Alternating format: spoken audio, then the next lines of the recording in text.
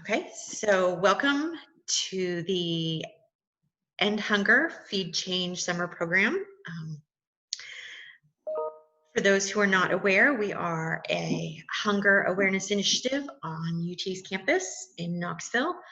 And today we have Sarah Henson with the Tennessee Justice Center going to talk to us about different resources that are available to those who might be food insecure, nutrition programs, particularly the SNAP supplemental nutrition program. And I will turn it over to Sarah. Thank you, Catherine. So we'll be talking about college hunger today and specifically SNAP and other federal nutrition programs. And again, I'm Sarah. I went to UT in undergrad and grad school in social work and just graduated about a year ago. And now I'm in Nashville at Tennessee Justice Center. So today we're going to talk a little bit about college hunger solutions. We know that it's an issue, so what are our short-term and long-term options for solutions there? We'll talk a little bit about the nutrition safety net, which are the federal nutrition programs, such as SNAP, formerly food stamps, WIC, and other child nutrition programs. As with anything right now, we're going to be talking about COVID-19 and some updates to the programs, as well as some legislation that's been happening over the last few months. I'll share some information from some national college hunger partners that you guys may or may not be familiar with, and then share some advocacy opportunities in legislation and things that you can do on campus. So a little bit about college food insecurity before coronavirus. Obviously, coronavirus has heightened many things to do with financial situations, food security being one of them. But before coronavirus, there were several food insecurity risk factors. For instance, anyone who is in the LGBTQIA+ community, race was a risk factor, any students who are first gen, student parents, if there were any medical conditions or disabilities, employment status, and if they applied as independent on their FAFSA. The prevalence of food insecurity is actually pretty high. Some national statistics show up to 45% of students, which is crazy when you think about it, just how common it really is and how much more it needs to be talked about. I know Dr. Betsy Anderson-Steves, who works with you guys, has done some really great research on campus at UT. And one of the things that she came out with last year was 1 in 3 balls. So just learning more about that on UTK's campus specifically. And what we know about food security in students is that it brings issues with graduation rates, lower grades, and lower overall health. In addition, one thing that a lot of people care about, especially in Knoxville, is the amount of money that we're putting into education. And so we really want that to bring a healthy return on investment for community taxpayers, as well as, of course, overall health and well-being for our students. So there's a couple different ways to fight campus food insecurity. Immediately, some of the options would be filling in the gaps through college pantries like Smokey's Pantry, and of course, community food banks like Second Harvest in East Tennessee. And those really just should fill in the gaps when people have kind of an immediate need. You can go to a food distribution or go by the pantry if you need something. However, if we're thinking more sustainably and long-term solutions, what we have in place is the nutrition safety net of the federal nutrition programs. And so primarily the first line of defense for hunger, especially in America, would be SNAP. This is formerly food stamps. It's changed the name about 10 years ago, although people often still refer to it as food stamps colloquially. But like Catherine mentioned, that's the Supplemental Nutrition Assistance Program. And then WIC, which is Women, Infants, and Children. And that is not just for pregnant moms and children, but it's for any children who are under 5, women who are pregnant or postpartum up to a year, and any caretaker, whether that's a dad or an aunt or a grandparent, can also apply for WIC for the child who's under 5. We're also I'm going to talk a little bit about child nutrition programs. That includes school meals, free lunch, free breakfast. And then as of late, pandemic EBT has been a really big thing in Tennessee, and that Tennessee Justice Center has been focusing on pretty heavily.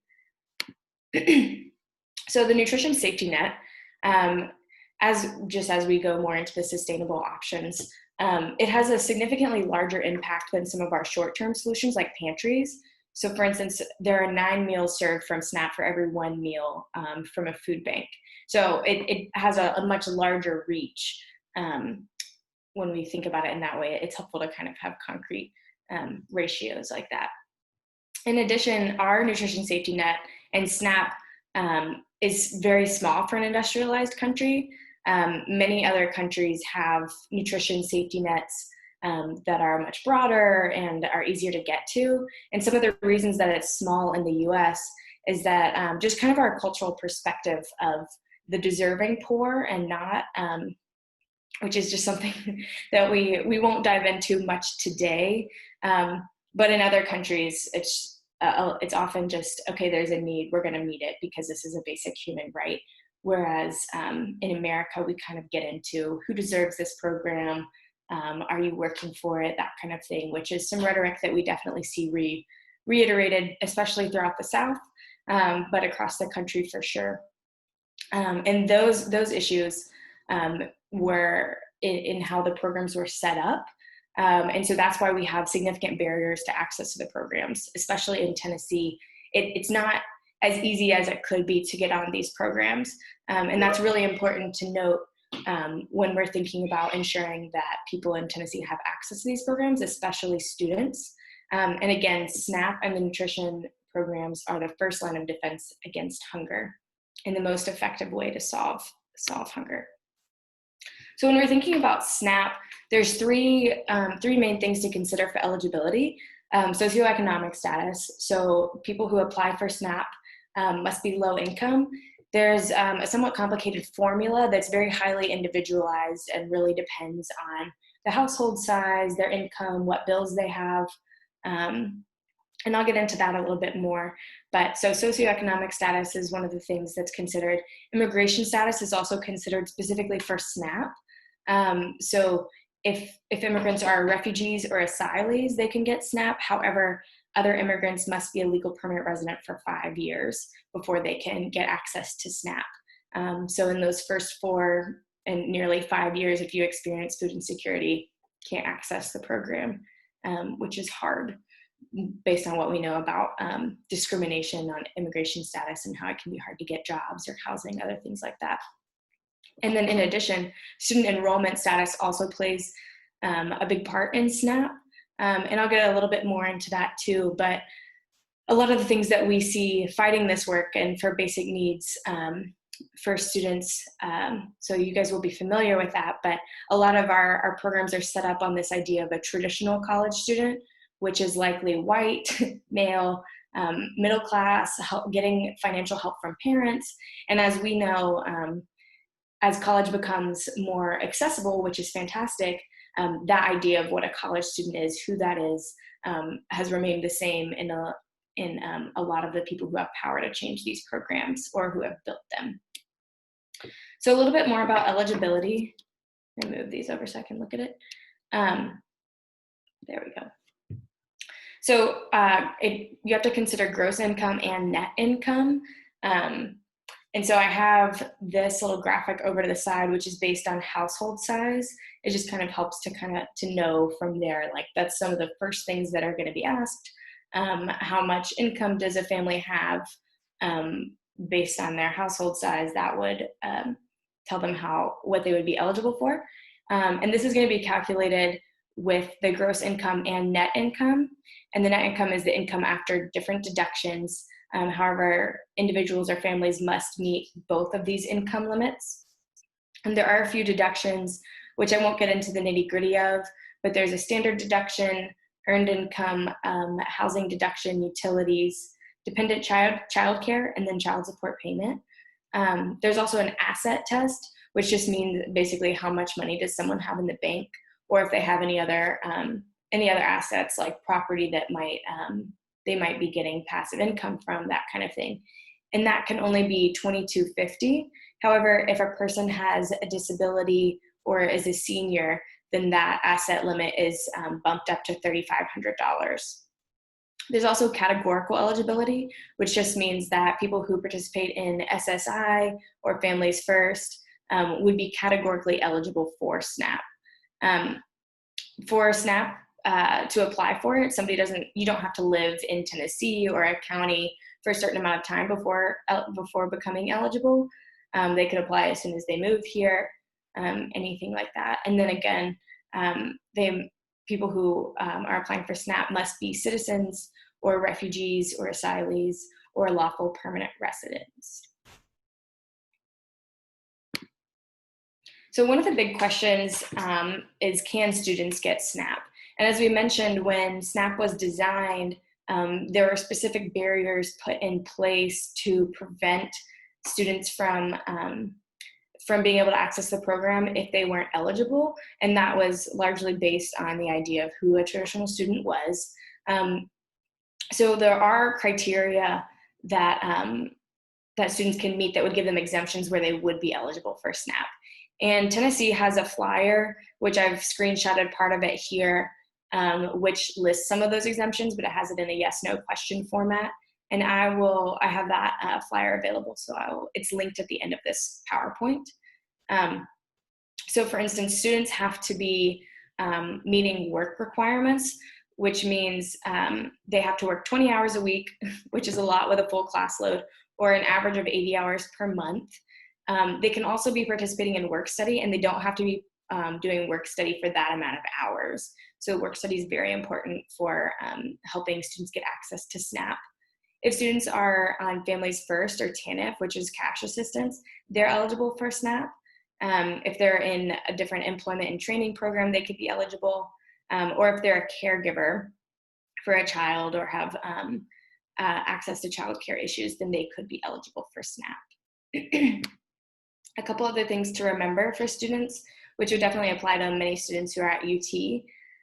If a student is living in a dorm, which is largely underclassmen at UT, and they receive more than half of their meals from a meal plan, which I believe is freshmen and sophomores at UT currently. I think that may have changed since I've been there, but if they're receiving more than 50% of their meals from this meal plan, then they're not eligible for SNAP. So that's an important barrier to note. And then students are subject to the regular income and asset limits for SNAP. So if a student, those rules for students applied if a student is half-time or more. I believe at UT that's 6 hours of credit. Someone correct me if I'm wrong, but that's what I remember it being. So if a student is less than half-time, then there are different requirements. And if they're not caring for a child or another dependent or meet another exemption, such as disability or fitness to work. And side note, fit to work can also include housing insecurity. We can get more into that if anyone has questions, but that is something to note. If they're not meeting any other exemptions, then they would have to meet work requirements, which can be a really big barrier to the program. And again, why is this so complicated?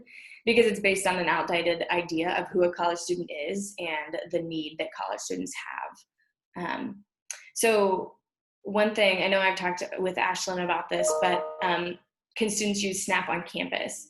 In Tennessee, we would have to apply for a waiver to USDA to allow SNAP to purchase hot meals. Currently, SNAP cannot be used to purchase hot meals, which would include like campus dining.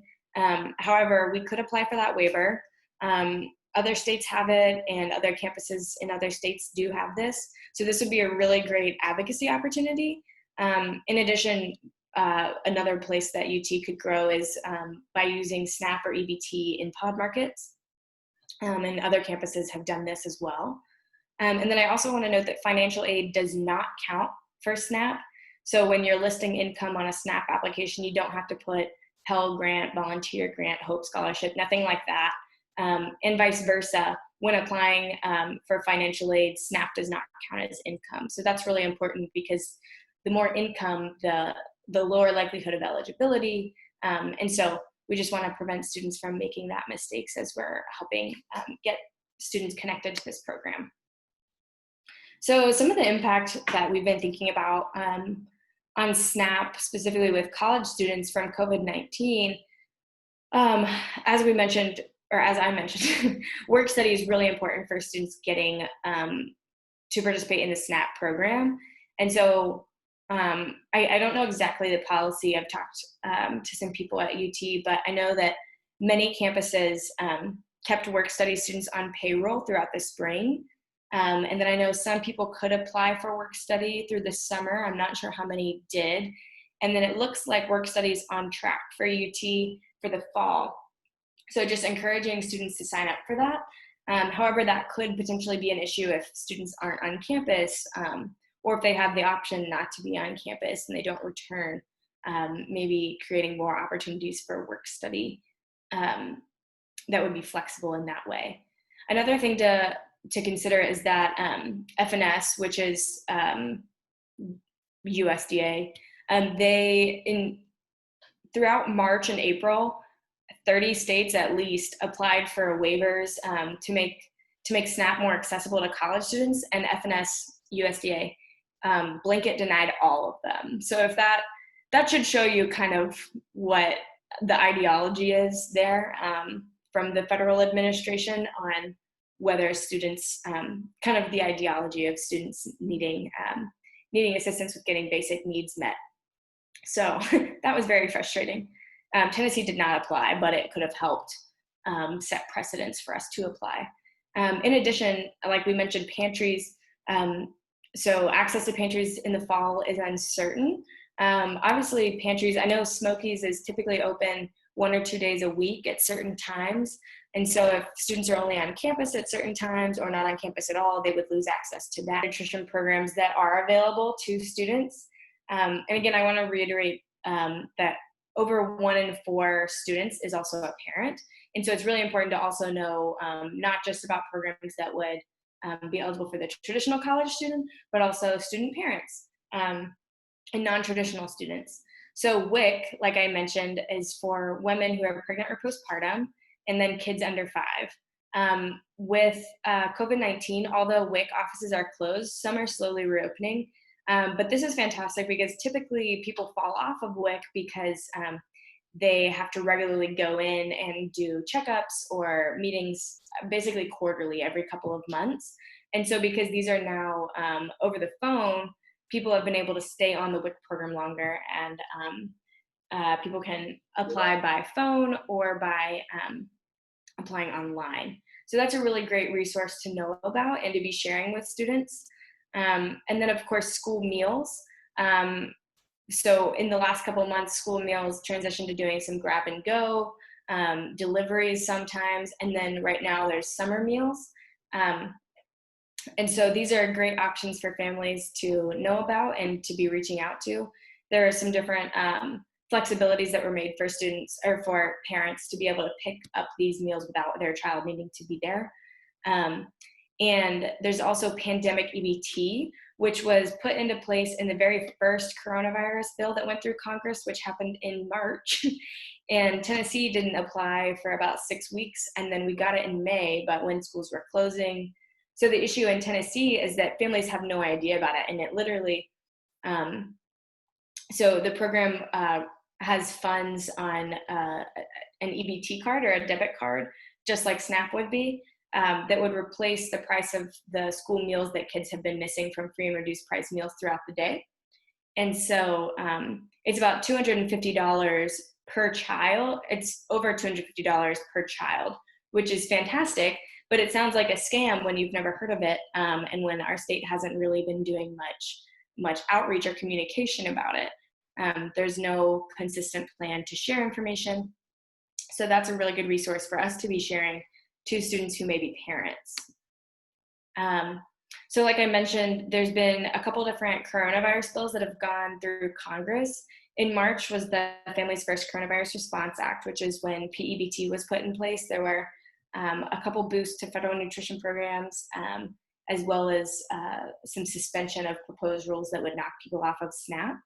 And then March 27th is probably when you guys follow the bill that affects your work the most, because there was $7 billion in student aid there that's being distributed to campuses across the country, basically like a block grant, and universities have the opportunity to do with that as they will. And then in May, the HEROES Act, which is the most robust coronavirus bill passed the House. However, it has been stuck in the Senate since then. And let's talk a little bit more about that. So it includes some really, really crucial things for SNAP that advocates across the country have been asking for. It boosts the SNAP maximum benefit by 15%. One of the things I'll talk about in a minute, well, I'll talk about that in a minute, but that's really important to boost that because even the maximum SNAP benefit doesn't cover entire grocery bills for families that need it. So it would boost that through fiscal year 2021 and was set to start in June. It also increases the SNAP minimum from $16 to $30, which is a huge barrier for people in applying. They don't want to just get $16. It doesn't seem like worth the effort. So that would really help. And then it suspends the proposed rules that the federal administration put out, like I mentioned, that would knock millions of people off of SNAP. And then in addition, it provided a lot of money for state administrations. So for our SNAP agency in Tennessee is the Department of Human Services, and it would give funding for administrative costs, which would really help to improve our systems, reduce wait times when people are calling in since they can't visit offices in person. A couple updates to the SNAP program during coronavirus are one of the biggest ones were emergency allotments. So every SNAP participant, regardless of how long they'd been on or if they were just applying, was automatically granted the maximum benefit for their household size in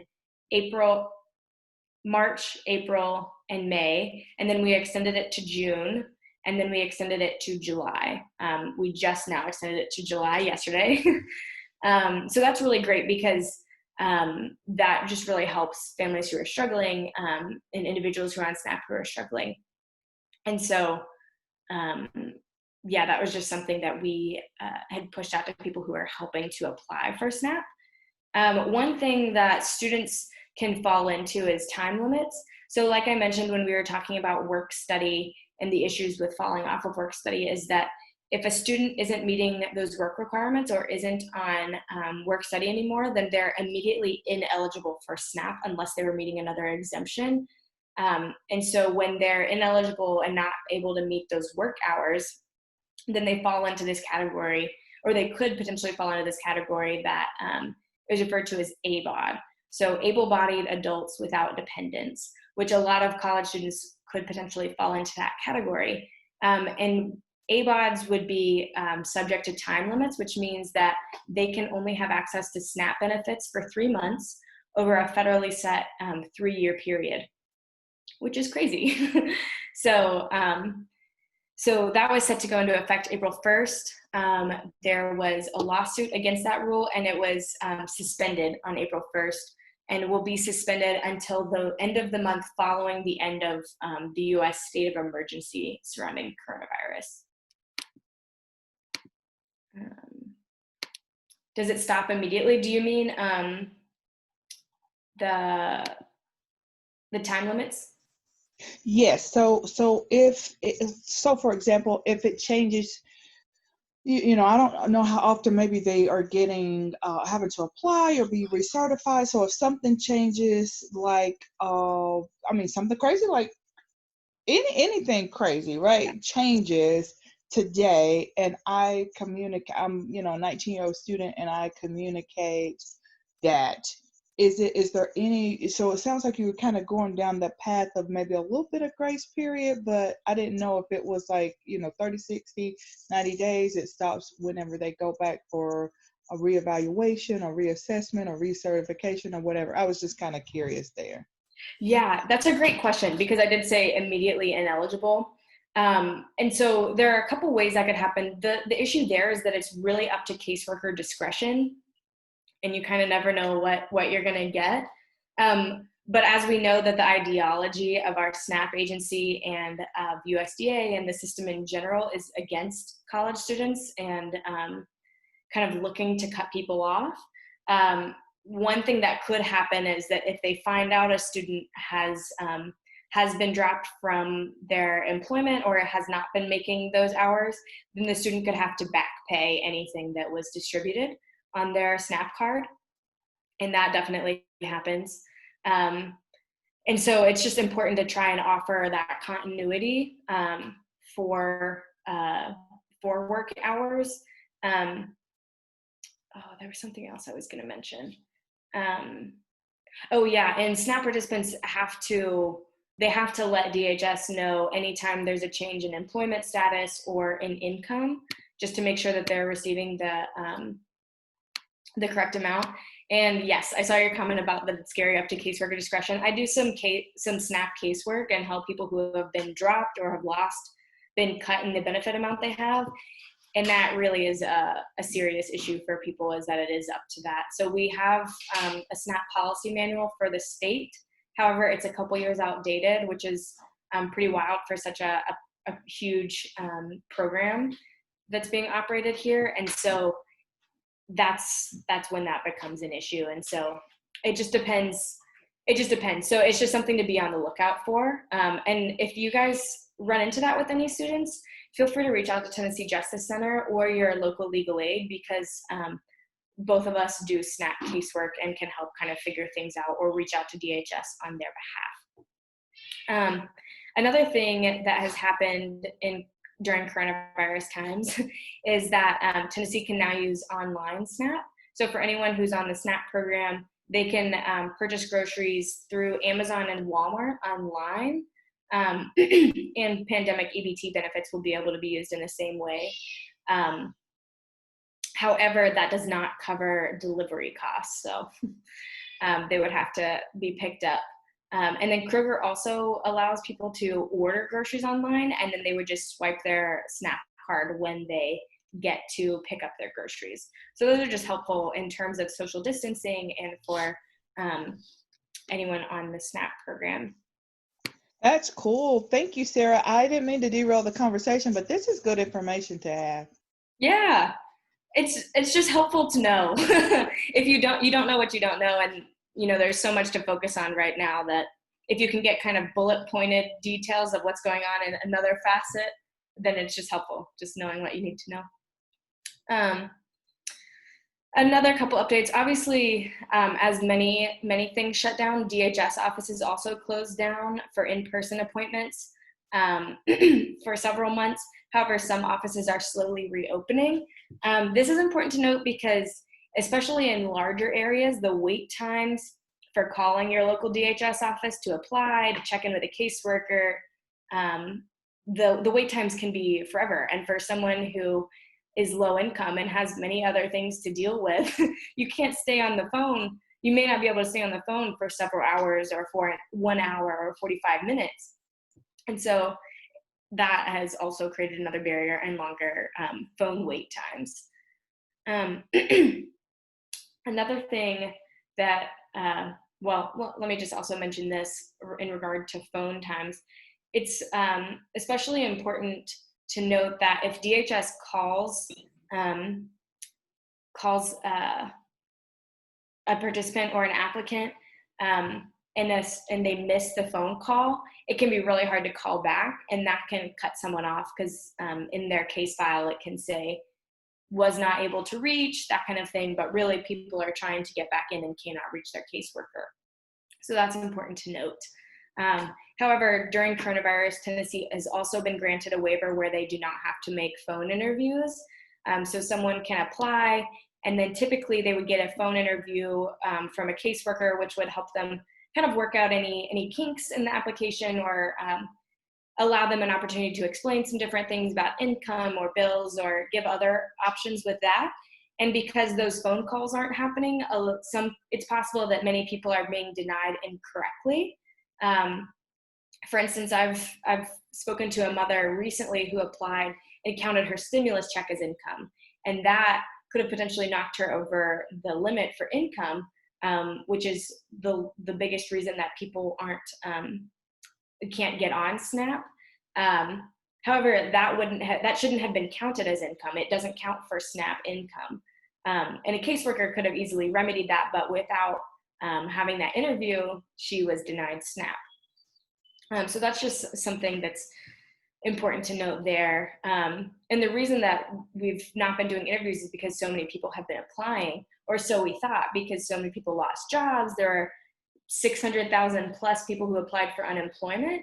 And so we expected those numbers to match the SNAP participation data over the last several months. So in March, we were hovering around at 861,000. In April, it increased as expected.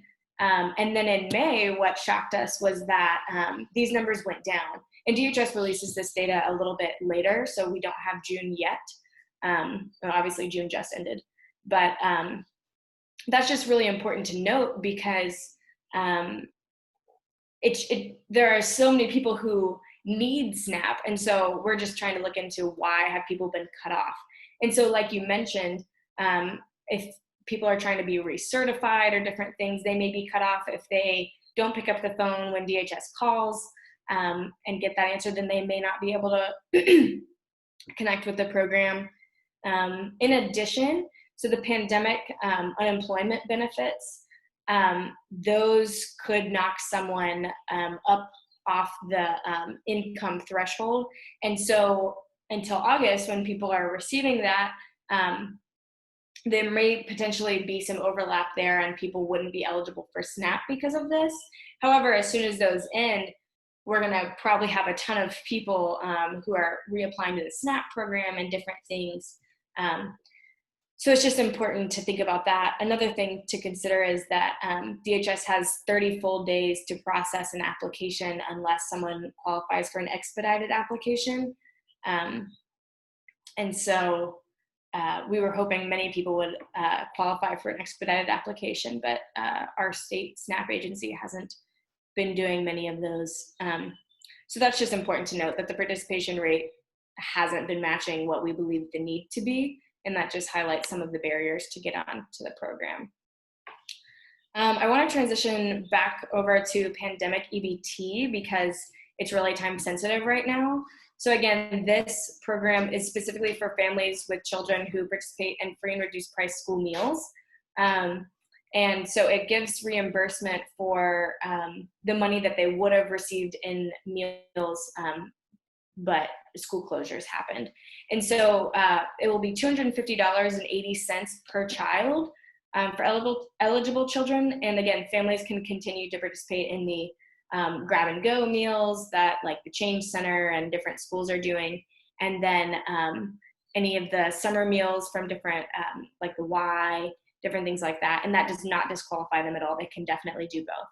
And I do want to reiterate that more than 1 in 4 students is a parent. So it's very important to just consider that. Pandemic EBT has finally arrived in Tennessee. There's a couple different ways to look at how this program is being implemented. So there were 330,000 children across Tennessee who are eligible for pandemic EBT, so receiving free and reduced price meals, who are also in families that receive SNAP or TANF. And so they automatically received they will automatically receive pandemic EBT. It'll be in 2 installments. The first happened on June 12th, and then the next one will be in July.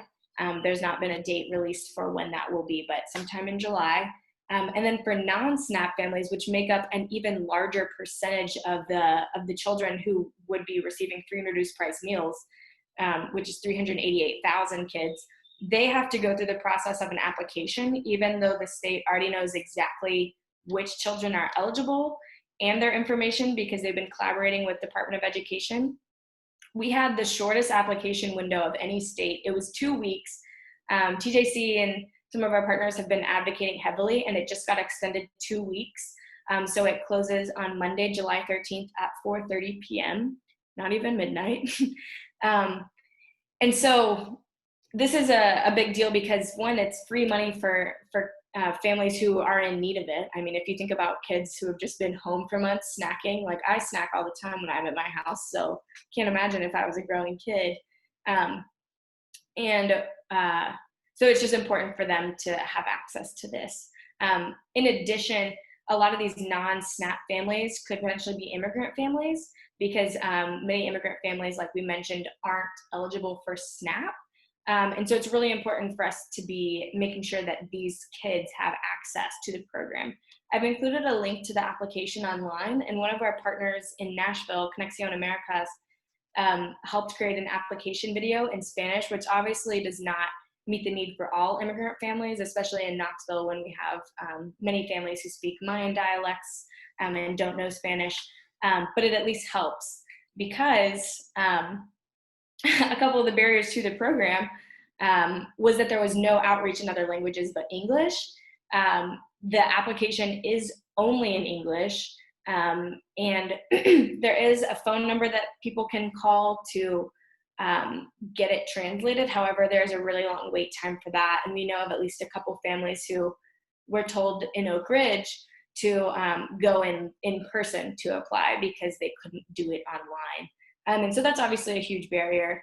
In addition, when you're thinking about undocumented families and how important it is for them to have access to food resources and ensure equity there, the application requires you to create an account first, and they do ask for the last four of your social security number, which is a huge barrier for undocumented families or immigrant families in general. It is optional, but it doesn't say that it's optional. And then in the application itself, there is an optional social security number as well. In addition, there were some technical difficulties, like schools were left out. I know Powell wasn't even on there at first. And then again, there's long wait times when calling their hotline that they've set up. And because of these barriers, what we found out when we have been trying to connect with DHS and trying to help do more outreach, only 23,000 children reached the program of 388,000 eligible. And this is specifically the non-SNAP families. But that's 6% of kids who we know and have, who we know for sure need this program because they were already receiving free and reduced price meals at school. And so that's a really huge issue, especially when we think of the lack of communication around this program. So I just want to include some updates from our national hunger advocates. You guys are probably familiar with some of these. I know you're definitely familiar with some of these, but the Hope Center for College, Community, and Justice, they do the Real College Initiative, and they do surveys across the country. I know Pellissippi has done it. If you guys know Drema, you can talk to her about it. U of M has done it. And the deadline to sign up for this is July 31st. And they also have a new pandemic project surveying students, which would just give you guys a better idea of what students are facing on UT's campus. And the deadline for that is July 17th.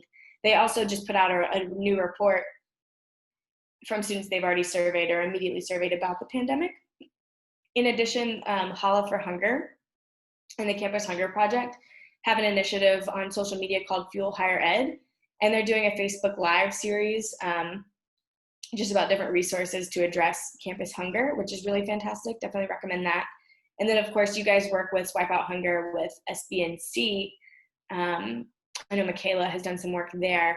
And so they've been doing some weekly webinars, encouraging students and campus staff to advocate and do some more proactive work, specifically around the funding from the CARES Act, which I'm not exactly sure how much UT would be getting. So if anyone knows that, that's just something to be looking at as it's coming to campus. I did want to include some important upcoming dates, especially for students. So the Tennessee voter registration deadline for the primaries is July 7th, so that's Tuesday. Next week, TJC and then the Second Harvest in Northeast Tennessee, so like Johnson City, Kingsport area. We are co-hosting a Rural Hunger Summit over Zoom if anyone would like to join. And then July 17th, we have early voting. I host a regular monthly SNAP Access call, which I've included the registration link here. Would love to have you guys there. I know some people have joined before. And then, of course, since there's some weird things with voting this year with coronavirus, the absentee request deadline for the primary is July 30th, and the primary is August 6th. Every Tuesday. All right, can you send me the link for July 9th? And did you say the 21st is also open to anybody? Yep. I'd like to include that in our in the Office of Community Engagement Outreach newsletter. So that's great. That's campus internal faculty, staff, and students. Michaela is our rock star, but we have a lot of other students as well. But that also includes our, community partners that, like you said, the Change Center, the Urban League, Yeah. a lot of nonprofits, United Way, a lot of folks that work with these populations. So I think, and because of ABN, the Alliance for Better Nonprofits, Yeah. they have this region from here kind of up through the region that you're talking about. So going up towards Sullivan, Washington, Johnson, Greene counties. So I'd like to just include a little blurb in our newsletter. So if you That could would be fantastic. shoot me that. Okay, perfect. Yeah, I'll definitely send those out to you. Would you mind put in the chat your email? Or I guess Catherine can send it to me as well. Yeah, I can send you the, oh, there you go. All right, thank you. I just sent it. Perfect. Yeah, I will definitely send this out to you and send those links to you. And then I also wanted to mention on Tennessee Justice Center's social media, we've been doing some Tennessee Tuesday tweet storms, and we've been doing a Feed Tennessee campaign, which I've created a social media toolkit here. And we've been focusing on pandemic EBT lately, but we're open to if we wanted to do one on college hunger or reentry and hunger, different things that we've been focusing on. And so typically I create a thread, so it's easy to just share one tweet and then people can access all of it. But that would be great to join on personal, or if there's organizational Twitters that you guys would like to share. And then I also just wanted to talk about some of how we've been incorporating food justice and how food justice is racial justice. We've been focusing a little bit more on some of our Black anti-hunger advocates who have just paved the way for these programs in our work at Tennessee Justice Center. So I wanted to highlight a couple of those. I know I meant for this to be much shorter, so I'm sorry, Catherine, but so I just wanted to talk about those. Shirley Chisholm was the first Black congressperson who was elected, and she was in Brooklyn. When she was elected, she asked to be on committees for poverty and housing, and she got snubbed and put on the agricultural committee. And she actually just turned it into a great opportunity and really basically created the SNAP and WIC programs that we have today, which are just so crucial to meeting needs for hunger. And then I also wanted to highlight the work of the Black Panthers. The school breakfast program that we have today, which serves nearly 30 million children across the country, was actually started by the Black Panthers meeting need that wasn't happening in their school system, and bringing breakfast into classrooms, which we know just really help students learn when they have food in their bellies, and just bring a sense of community. So just wanted to thank them and honor them for the work that they've done that has led to the jobs that we have today and the programs that we see today, and how helpful that's been. I also wanted to note that it's really important to make explicit connections when we're presenting data on hunger, especially as it relates to race, because we don't want to leave it up to interpretation for people in why it may be that a certain race experiences higher food insecurity. We want to make sure to address the systemic issues and the discrimination that have led to these issues, rather than leaving that up for interpretation. And me being from East Tennessee, I know some of those interpretations. So I just want to make sure to note that. And then also just say that hunger isn't a siloed issue for college students or for anyone. And so we know that goes along with housing. It goes along with employment opportunities, education for sure. And so it's something that UT can definitely be addressing, but it also needs to be connected to some of the other issues that people will face. If anyone is interested in some other resources just to keep learning about how food justice is so connected to racial justice, here are some good things I've found that I just wanted to share. And then I wanted to just include some opportunities for action. So obviously with pandemic EBT, the deadline has been extended for not this coming Monday, but the following. We can ask for it to be extended full summer. We don't have to ask for like really small asks. We can just ask for basics that other states are already doing. And so we have created a form for people to sign. If you're interested, I can send that out too. Again, the tweet storms that I've been putting out on our Twitter, you can share that. So that includes reaching out to DHS and Department of Education, as well as our state senators, to vote on the next federal nutrition bill to include boost to SNAP program and our other programs. In addition, there's lots of different advocacy that can be done on campus related to SNAP, such as bringing SNAP and EBT to campus stores and pod markets. And then, of course, connecting people, not just through Smokey's Pantry, but student affairs and different centers on campus to connect them to the nutrition programs. I've actually created a flyer that has QR codes for SNAP, WIC, and Pandemic EBT if you guys are interested, just because nobody wants to read a whole flyer, but they might be like, what's that? And then, of course, please join our tweet storms. We'd love to have more engagement there and just to try and spread information around our state just to bring more awareness for student hunger and hunger in general in Tennesseans. And then we have a monthly newsletter that you guys can join. And we also send out alerts that way. So we have our monthly newsletter that goes out once, and then sometimes we'll have alerts if something like really crucial comes out, if there's an intense advocacy opportunity. And then here is my information and my director's information as well. And then our office line, though we're working remotely right now.